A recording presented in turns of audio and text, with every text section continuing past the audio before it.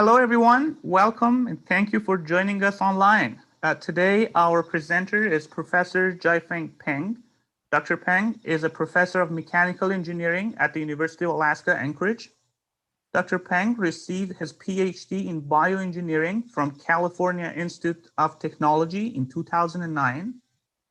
Professor Peng today is presenting on a comprehensive process-based model for Arctic coastal erosion.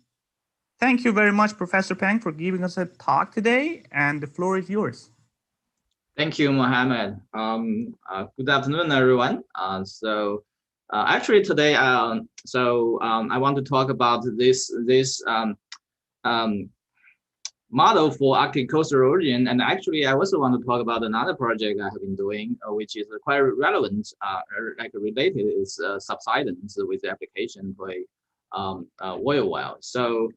So here is my email address. So if you have any questions after the presentation, please feel free to email me. You can also find this on the UAA website.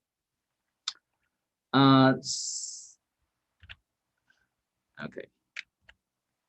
All right. So coastal erosion, especially in Arctic, I mean, there are articles in the news and like policy discussions. So it's a quite a hot topic. Actually, quite a few of my colleagues at UAA also works on this subject. Like my colleague Matt Kublik and Frank Moore, they studied this problem based on a machine learning perspective, and Tom Rivens and Joe Young and I think Jens Monk, they work it also on from a process-based perspective, but on a larger scale. So my approach is a little bit different from what they have been doing. So I'm glad to share it here. So the question basically is the erosion along the Arctic coastline. Actually, the Arctic permafrost coast make up one third of the global coastline. So it's especially on the north slope, you can see this figure here. So this is basically a empirical measurement of the shoreline change rate over years. You can see that some of the places like Drew Point, you can see over 15 meters per year erosion, and you also see some places that actually the shoreline actually goes further into the sea. So, but no matter what, you can see there because there are so many Arctic native Alaska communities on the coast, so erosion apparently impact their community. So that's a problem that we engineers might be able to help them. And you can probably also see the probay here. That's where our the economic activities, oil and gas activities. In the state, so it's also very important. And also there are some, from my understanding, there are also military installations along the coast. So basically this erosion of the coastal erosion is pose a significant risk to all those infrastructures and communities. So there are many mechanisms of different type of mechanisms of coastal erosion. So one of the most common erosion mechanism on the Alaskan Arctic coast is actually quite unique. It's something called block failure. So the picture on left, that's from USGS. You can see there's a chunk of the coastline just collapsed into the ocean. So to the right, this basic schematic basically shows the mechanisms here. So basically you see you have some type of bluff, a coast, and then there's ocean, and maybe there's surge, a tide surge, or like a wave. So basically the interaction between the seawater and the bluff cause a hydrodynamic forcing on the bluff. So, and then basically the bottom of the bluff you go, then it makes a notch at the bottom of the bluff. And then if this keeps going, and then you can see there's a so it's going to create a larger and larger notch, and then the block above the notch, due to gravity or due to some maybe like some other reason, like a loss of soil strength due to the permafrost thaw. So basically, this blob is going to collapse. Okay, so that's what caused this type of erosion. So if you think about this, it's a fascinating phenomenon. There are so many processes here. So like say how the seawater interact with the bluff, and then what's the erosion rate? I mean, apparently the erosion rate is going to be depends on the property of the permafrost. So some of you guys, I mean, last week or so, some of you guys probably are trying to break the ice on your driveway. You can. I mean, it's very difficult to break the ice when temperature is very cold. So not to imagine even the seawater, how the seawater erodes the frozen permafrost. That's probably pretty slow process. But if the permafrost thawed, then the erosion rate might be much higher. So there are like quite interesting, quite a lot of like processes and interactions in there. So as I said, it's really a fascinating phenomenon to study on. So if you think about the entire system, so on the sea side, there's several parameters, some directly impacting the erosion, some indirectly. Like sea level and tidal range, apparently that's impact how I mean where the sea water interact with the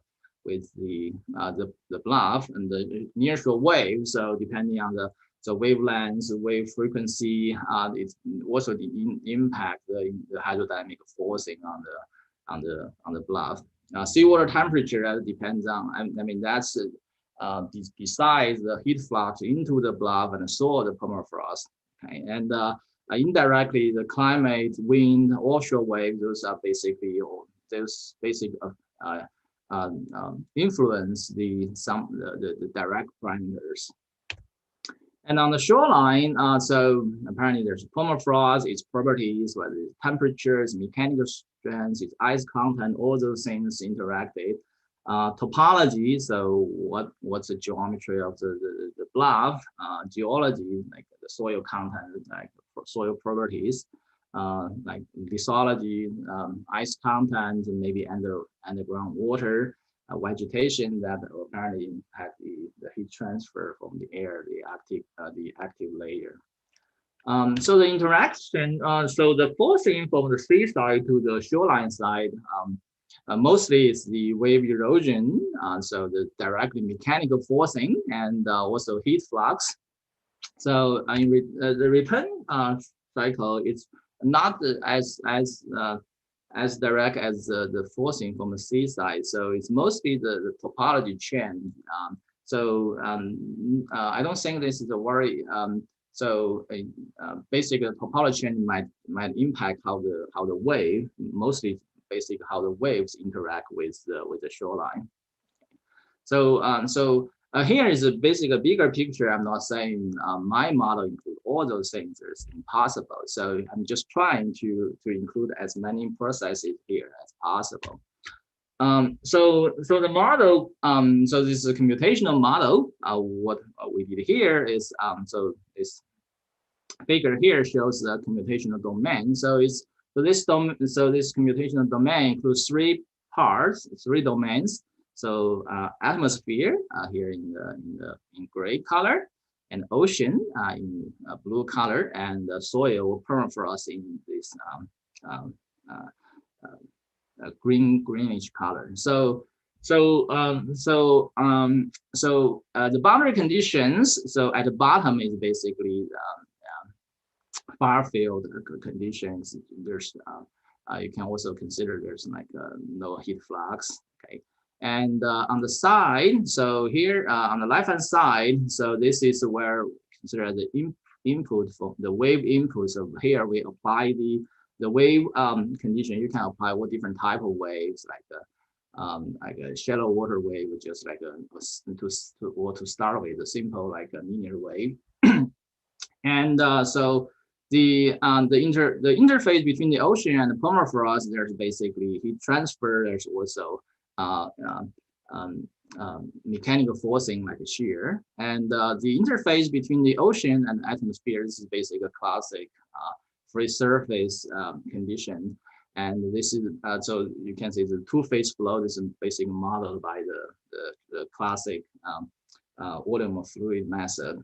So at the top of the atmosphere is basically can consider the zero gradients, and the interface between the atmosphere and the soil. This is basically just a heat transfer. We don't consider any mechanical forcing, but the interface between the ocean and the soil, there's a heat flux. There's also mechanical forcing. So that's basically a rough description of the model. And there's a little bit of math involved. So for the flow portion, which includes the air and the seawater, this is basically a two-phase flow, a typical two-phase flow. I'm using Reynolds average Navier-Stokes equation solver, which also called RANS. So that's in conjuncture with the continuity equation. So the Navier-Stokes equation, basically the momentum equation. The left-hand side is the momentum, the transient momentum change, and the momentum flux.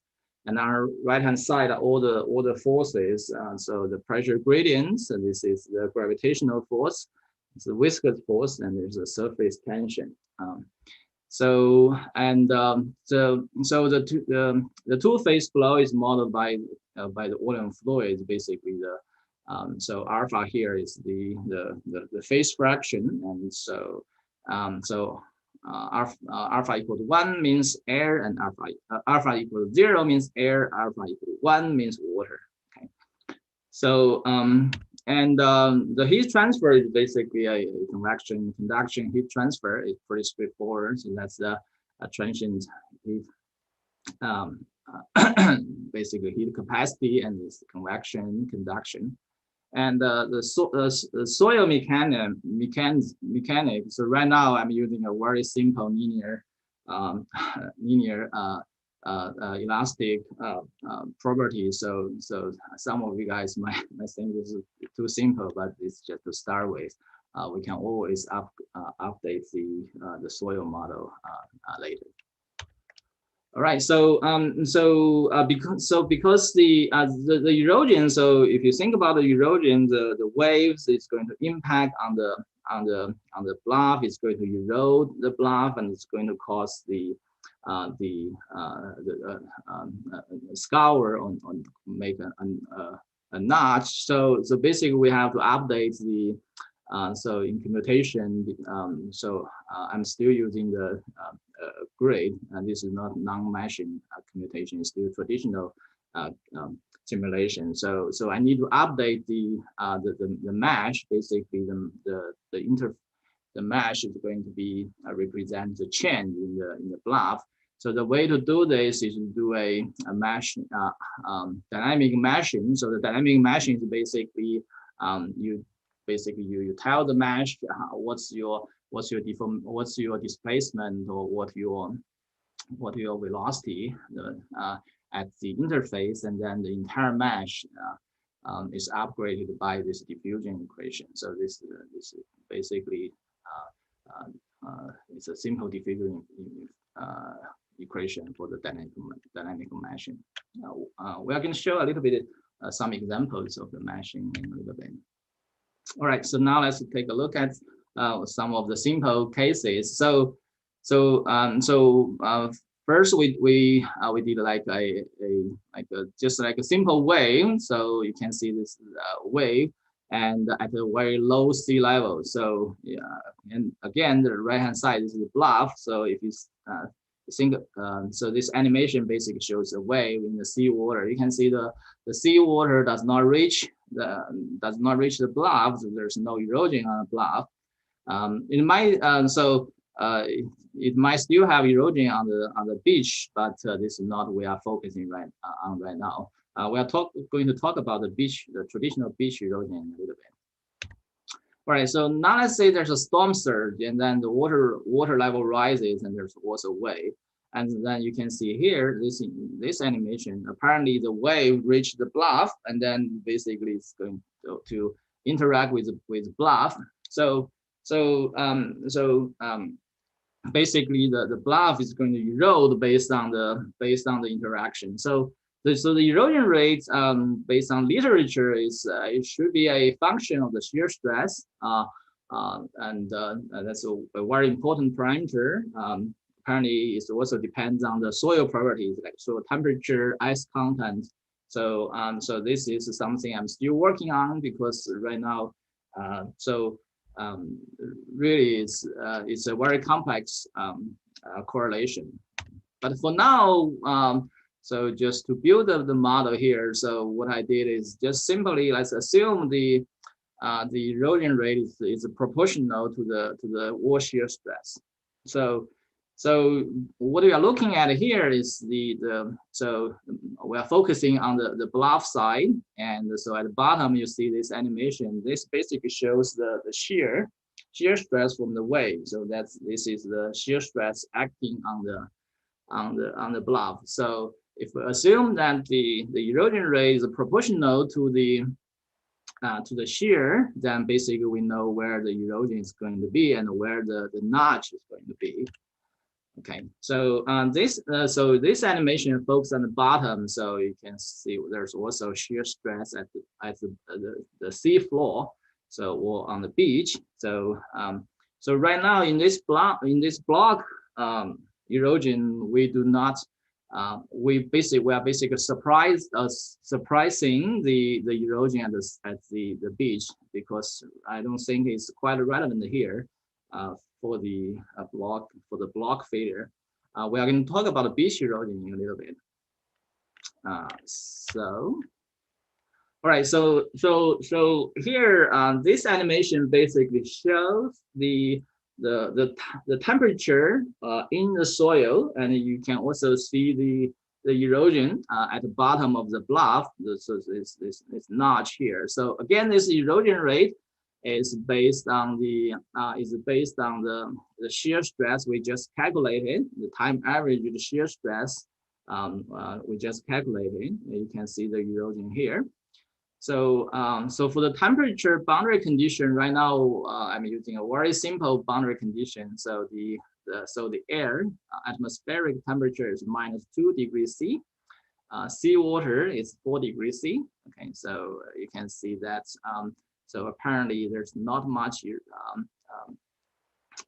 heat transfer at the top, but there's because of seawater, basically it soars the permafrost at the base of the bluff, and then it's erode, and then you can see the erosion here. And then so we know that the block failure is because okay, so it erodes, and then due to the loss of the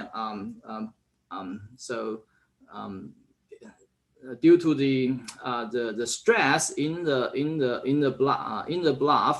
So basically this animation here shows the stress, actually shows the strain. So it's the tensile strain in the direction perpendicular to the shoreline. So it's in this direction, the wave direction. I don't know whether you guys can see it on your computer. The color is not very not in a big contrast, but you can see here. So you can see as the base is eroded, you can see a high strain portion here. In red color, you can see it's built up, and then you can see this strain here. So if this strain inside the bluff due to the gravitational force. By the way, the structure analysis here, basically the strain is just only due to the gravitational force acting on the bluff. So if the strength is above the threshold of the, say, the yield strength of the permafrost, apparently this yield strength of the permafrost is also a function of the permafrost property. Okay, so you can say this is what basically caused the block failure. Okay, so what this model does, it's able to do is basically it can do a runtime update of soil properties. We emphasize soil property so much because the soil property it decides the it influence the erosion rate. It also decides the soil strength. So apparently, with the heat thermal analysis at different temperature, the soil property is different.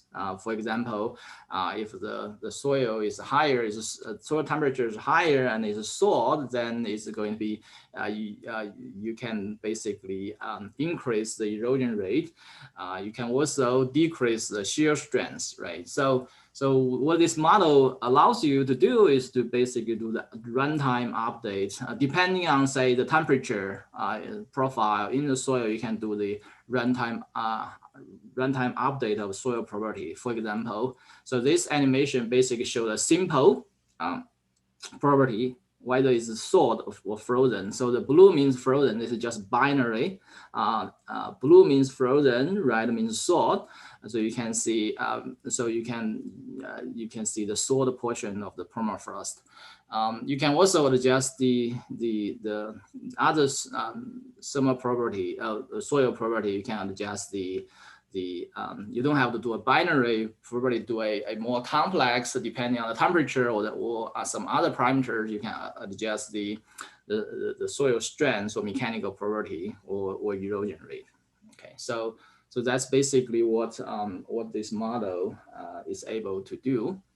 I want to emphasize that in this animation, the erosion rate is artificially accelerated, right? So it's the erosion time frame is much longer than the order of magnitude larger than the wave cycle, but here just for the animation purpose is artificially accelerated.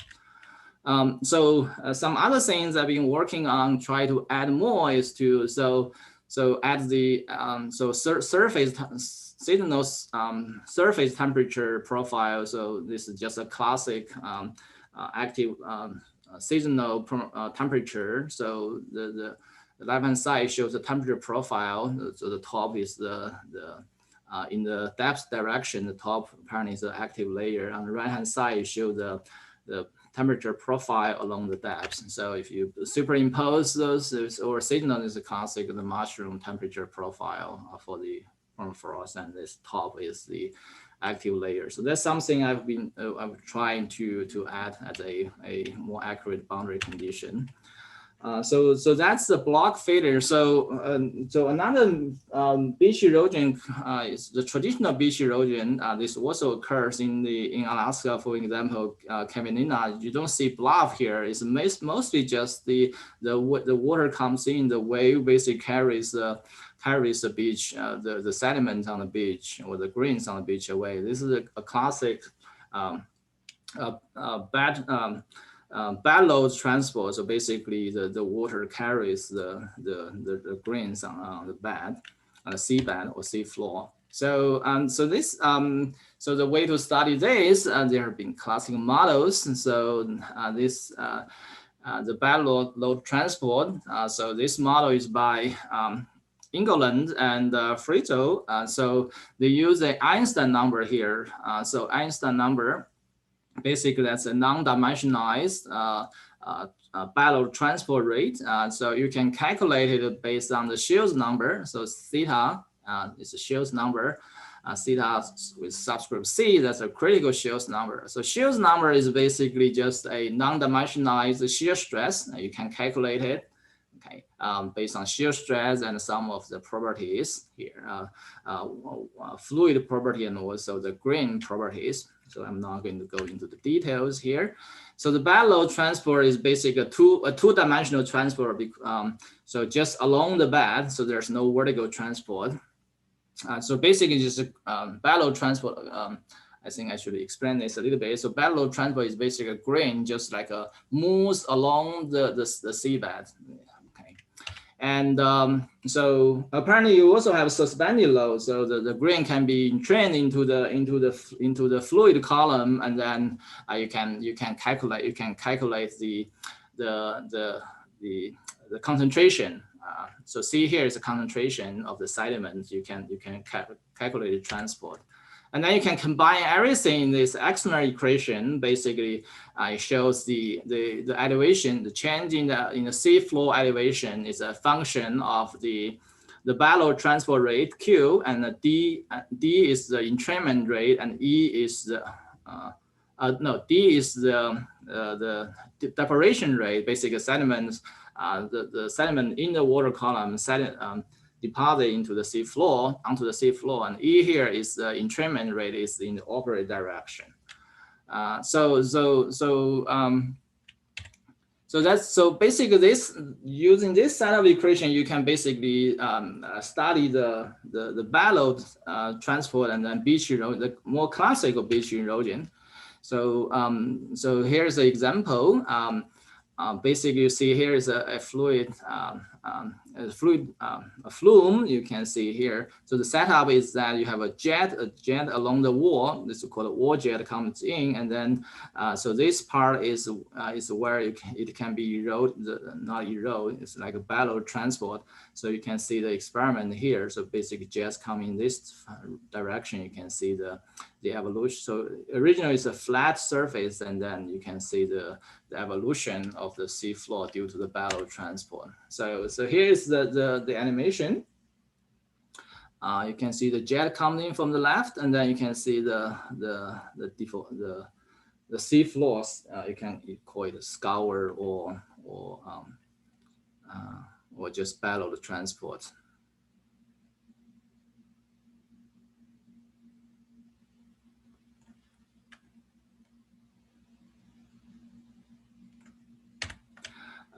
So here just going to show how the mesh, how the dynamic mesh behave. You can see basically this color contour shows the velocity of the mesh at the bottom, and so you can see here the mesh goes in the downwards, and here the mesh goes down. So this is basically how the dynamic meshing works. So that's basically, this is just an example, and I'm trying to start trying to work on the classical beach erosion process. So basically to summarize this, so far all the study showing in presentation is mostly the researcher side of me working on those processes, but now so it's really a fascinating phenomenon to study. But the engineer side of me is asking, man, how are we going to use this? Is there any utility of this? So so first of all, I think what we at least some of the utilities. So since we included some of the process here, then what we can do is we can do a parametric study. So this is, I mean, it doesn't need to have like a field input because the physical phenomena are included, the physical laws are described. So we can do the parametric study to evaluate the effect of different parameters like wave characteristics, okay, ocean temperature, air temperature. We can find the dominant parameters here. So or dominant parameters in this process. But if you really need, like I say, if we want to do apply this to say predict the erosion, and then we need to have field data and then maybe more sophisticated for example, it's more sophisticated erosion rate description. So how is the erosion rate correlated with the shear stress, soil temperature, ice content, all those things. So this might need to some correlation or collaboration with the field studies or lab studies. And then on a bigger picture, like local scale, what we can do is that we can correlate the erosion rate in the model with the LIDAR measurement. So the LIDAR measurement really can give you very accurate, basically very accurate erosion bluff erosion measurements. Okay. And then what we can do is to combine the model with the ocean waves, weather, soil data to estimate coastal erosion. So really, this is where I would like to have any, I would welcome any suggestions or comments from the engineering community, like especially you are working with really in the real application. Please feel free to provide comments and reach out to me if you are interested in talk about more. Okay, so that's the erosion. I also want to use this opportunity to present a little bit more on what a project I have been doing with some of my colleagues. So this is a quite relevant problem. So it's basically the subsidence. So we know that when permafrost thaw is, so the ground is going to subside. Okay, so what do we? So this is a word application to the oil well due to the subsidence of permafrost thaw. I don't want to. I don't think I need to emphasize the importance of permafrost thaw on the slope. So, but just want to note that. The annual mean ground temperature at top of permafrost, top of the permafrost on North Slope has increased from -8 degrees Celsius from 1988 to -2 degrees in 2015. So you can see this caused significant permafrost thaw, and so it is going to impact infrastructures for sure. Also, a particular impact is on oil well casing. So this is not as you probably don't read this a lot in the news, but it's actually in the oil and gas industry. It's a pretty I wouldn't say a fascinating question phenomenon. I would say a pretty interesting question. So in 2017, there's a oil well on BP's Pearl Bay drill site 2.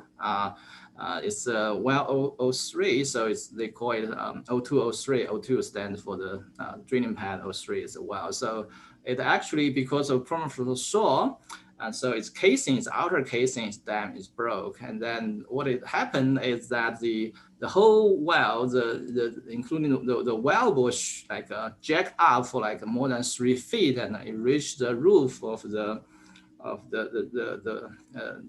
well station, and the carbon fiber was released. Basically, it breached the primary containment, and so basically, hydrocarbon was released into the field. So AOGCC, so afterwards AOGCC, Alaska Oil and Gas Conservation Committee, held a couple of hearings. Usually those hearings, not many people go there. So for those couple of hearings, like those rooms were packed. So BP explained what happened. They provided some explanations. So it's really an interesting question to study. So approach we are trying to do here is to use a couple thermal structure model of permafrost. So basically, so the permafrost thaw is mostly is from the high temperature, like production wells. So not really from the surface temperatures, air temperature. And also then we are going to use a elastic spring model for the to study the casing. So why the casing, why, like say, the outer casing, after outer casing breaks, the whole well is going to jack up.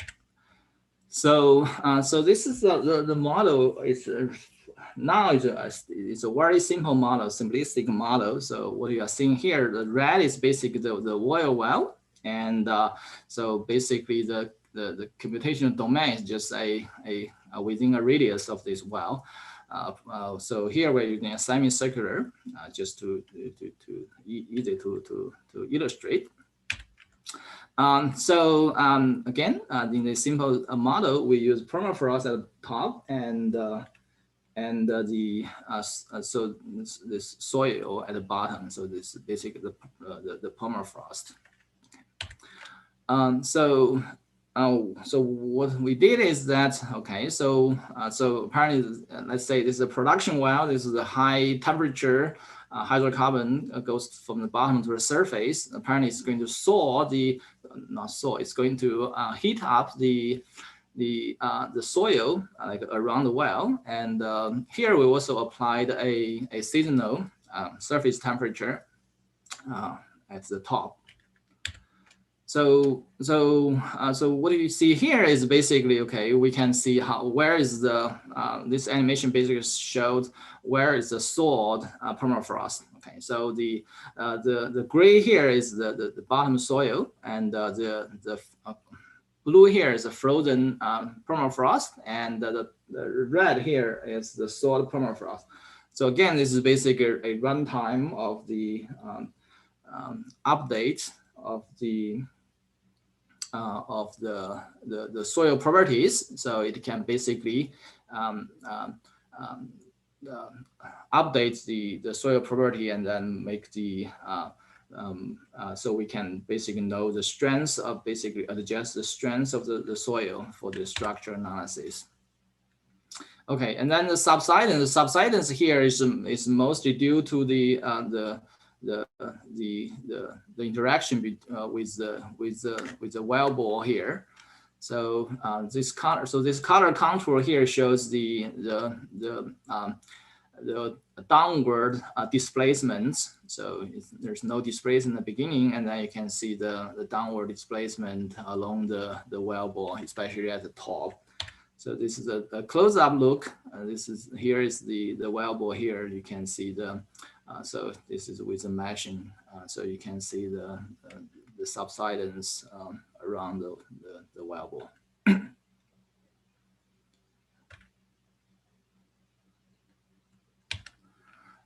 So then after you determine the subsidence, you can basically apply it to the casing, to a structural analysis of the casing.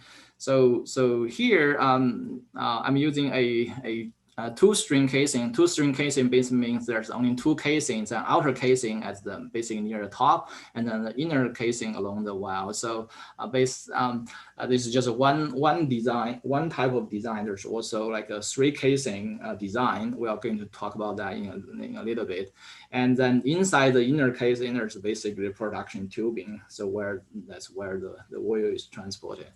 So the left animation shows the deformation, the vertical deformation of the casing. You can see apparently the biggest deformation at the top. And then the right-hand side panel basically shows the animation of the stress in the casing. You can see the outer casing has the larger stress than the inner casing. That's the reason why the outer casing broke first. And then so in terms of why the whole entire well is going to jack up after the outer casing broke. So basically BP's explanation it's basically, you can say, because of the subsidence, so the whole oil well is dragged down. There's energy stored in the casing strings, and then if the outer casing break, then there's no, basically it's lose some like strength, and then basically the energy is released, and then it's going to push the well up. So the energy inside the inner casing is going to push it up. So on the in Permafrost, there are two types of casing designs. One is a two casing design with just two casings, and inner and outer and inner casing. And then there's also three casing designs. So that's the outer casing, intermediate casing, and the inner casing. So the well that's basically the incident which I just described on the 0203 well, that's a three casing design. So actually there are only a couple of dozens in Pearl Bay. There are only a couple of dozens three casing designs. So BP basically explained that three casing design because more energy is stored on the other two casings, so it's going to cause jack-up. So, and the most of the, according to BP, if I remember correctly, most of the majority of the wells are in two casing design.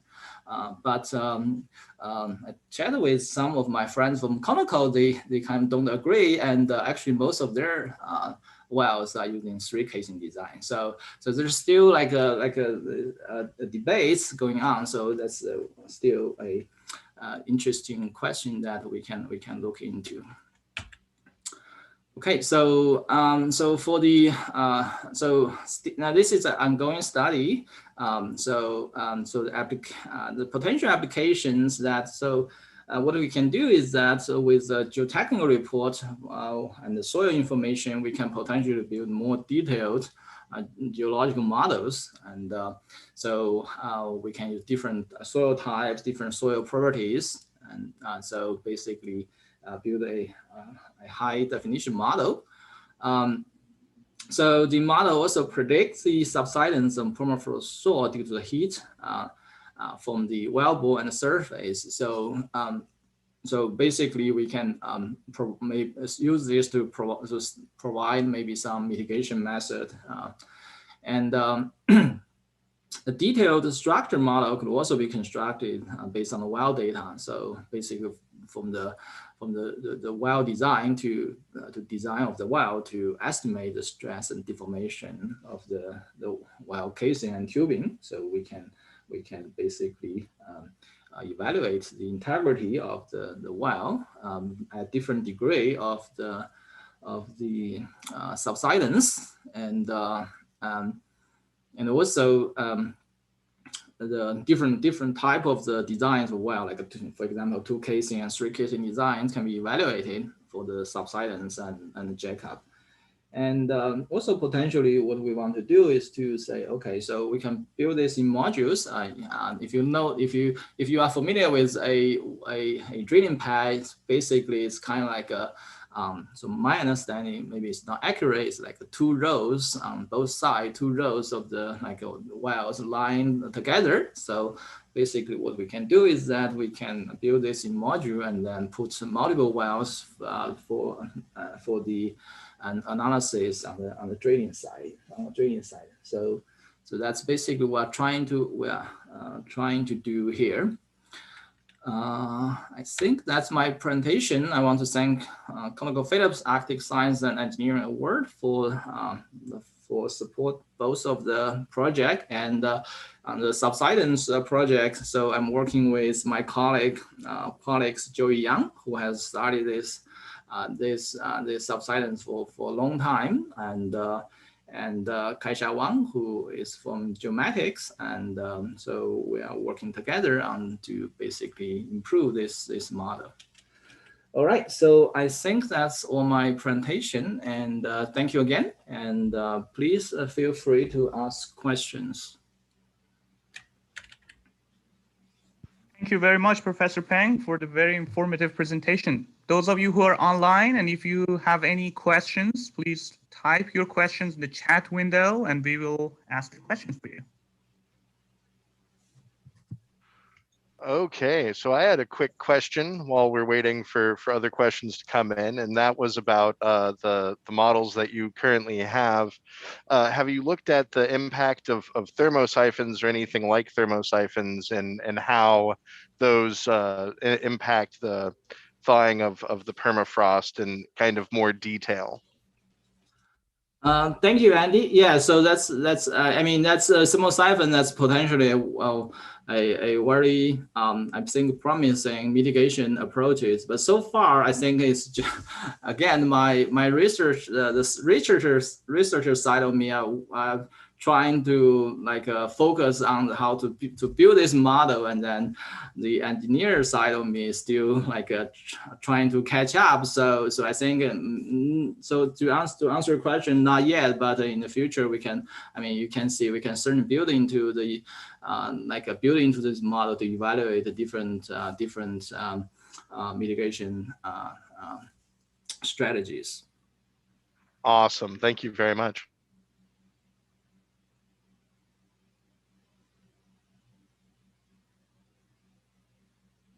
So a question that I generally have is, you know, for the research that you're doing here, what did you find most interesting or most surprising about what you found?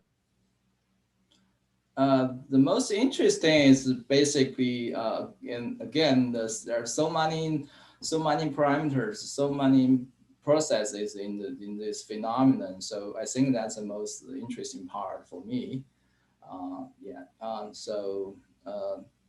The surprising part, I don't think there's any surprising part. So those just like physical laws and mathematical descriptions. You basically write a program to simulate based on those mathematical equations. So so I think that's that's what I want to say.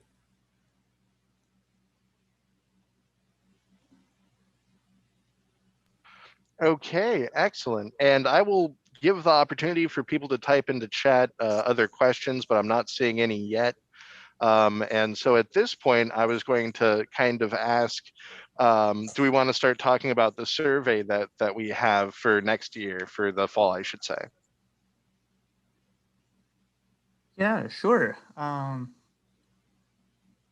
In the chat, I think now you can see a link, and you should have also received an email. The UAA College of Engineering would like to seek your input on next year's series.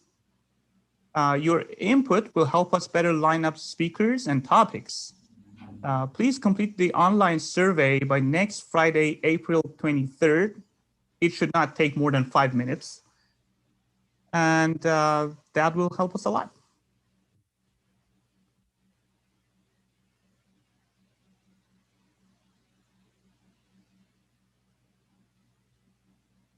Are you seeing any other question, Andy? I am not yet. So I think what I'm going to do is go ahead and just share our password here. For the password for today is erosion. And let me go ahead and just put it up on screen here.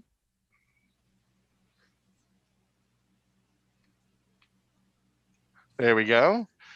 Erosion, all lowercase, is the password for today's survey. Great. While we're waiting for questions, maybe I can ask a question. Professor Peng, what are the measures that engineers could possibly take to reduce the risk to infrastructure that are frequently facing hazards like erosion?